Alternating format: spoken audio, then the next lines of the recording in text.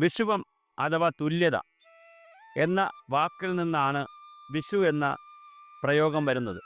രാവും പകലും തുല്യമായി വരിക എന്ന സങ്കല്പത്തിലാണ് വിഷുവിനെ കണക്കാക്കിയിരിക്കുന്നത്.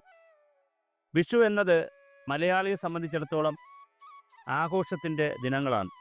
വിളവെടുപ്പിൻ്റെയും വിത്തിടലിൻ്റെയും ഒക്കെ വലിയ സംസ്കാരമാണ് വിഷു നമുക്ക് നൽകുന്നത്. വിഷുദിനത്തിൽ എല്ലാവരും കണി കാണുന്നുണ്ട്.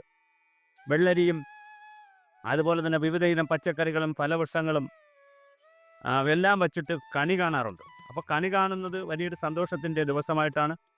പുതിയ തീരുമാനങ്ങൾ എടുക്കുക, നന്മയെക്കുറിച്ച് ചിന്തിക്കുക, നല്ലതല്ല രീതിയിലുള്ള പുതിയ ജീവിത രീതികളെക്കുറിച്ച് ആലോചിക്കുക. അപ്പോൾ വിഷു എന്നത് തീർച്ചയായിട്ടും നമ്മുടെ ഒരു സാംസ്കാരിക പശ്ചാത്തലത്തിൻ്റെ ഭാഗം കൂടിയാണ്. ഓരോ ആഘോഷവും അങ്ങനെ തന്നെയാണ്. മനുഷ്യരിലെ ആസുരികതയും ദേവത്വവുമുള്ള ഘടകങ്ങളിൽ ആസുരികതയെ ഇല്ലാതാക്കി ദേവത്വം കൊണ്ടുവരുന്നതിനും കൃഷി പോലുള്ള സാംസ്കാരിക പ്രവർത്തനങ്ങൾ ചെയ്യുന്നതിനും വലിയ പങ്കാണ് വിഷു നിർവഹിക്കുന്നത്. ലോകത്തിലുള്ള നിരവധി ആളുകൾ, പ്രത്യേകിച്ച് മലയാളികൾ, നാളെ കണി കണ്ടുണരും, വിഷുക്കണി കാണും, കൈനീട്ടം കൊടുക്കും. കൊച്ചുകുട്ടികളെയൊക്കെ സംബന്ധിച്ചിടത്തോളം വലിയ സന്തോഷമുള്ള ദിവസമാണ്. കാര്യം മുതിർന്നവർ വീട്ടിലെ ഏറ്റവും പ്രായമുള്ള ആളുകൾ കുഞ്ഞുങ്ങൾക്കെല്ലാം കൈനീട്ടം കൊടുക്കുന്ന ദിവസം കൂടിയാണ്.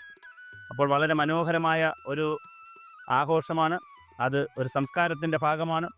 കാർഷിക വിളവെടുപ്പിൻ്റേതാണ്, പുതിയ വിത്തിനങ്ങൾ ഇടുന്നതിൻ്റേതാണ്, നടീലിൻ്റേതാണ്. അങ്ങനെ പലതരത്തിലുള്ള ഒരു സാംസ്കാരിക പശ്ചാത്തലമുള്ളതാണ് നമ്മുടെ വിഷു.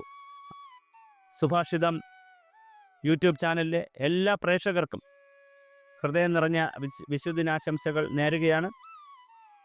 പരിസ്ഥിതിയും ആത്മീയത, സാമൂഹിക രാഷ്ട്രീയ സാംസ്കാരിക ഘടകങ്ങൾ എന്നിവയെല്ലാം കോർത്തിണക്കിക്കൊണ്ട് തികച്ചും നൂതനമായ രീതിയിലാണ് സുഭാഷിതം പൊതുജനങ്ങളുടെ മുന്നിൽ അവതരിപ്പിക്കുന്നത്. ഈ ചാനൽ കാണുവാൻ, സബ്സ്ക്രൈബ് ചെയ്യുവാൻ, കമൻറ്റ് ചെയ്യുവാൻ, ഷെയർ ചെയ്യുവാൻ, ലൈക്ക് ചെയ്യുവാൻ എല്ലാവരോടും അഭ്യർത്ഥിക്കുകയാണ്. പരമാവധി ആളുകൾ ഇത് സബ്സ്ക്രൈബ് ചെയ്യണം, സുഹൃത്തുക്കളെ കൊണ്ട് സബ്സ്ക്രൈബ് ചെയ്യിക്കണം. ഈ പുതിയ സംരംഭത്തിന് എല്ലാവിധ പിന്തുണയും ആവശ്യമുണ്ട്.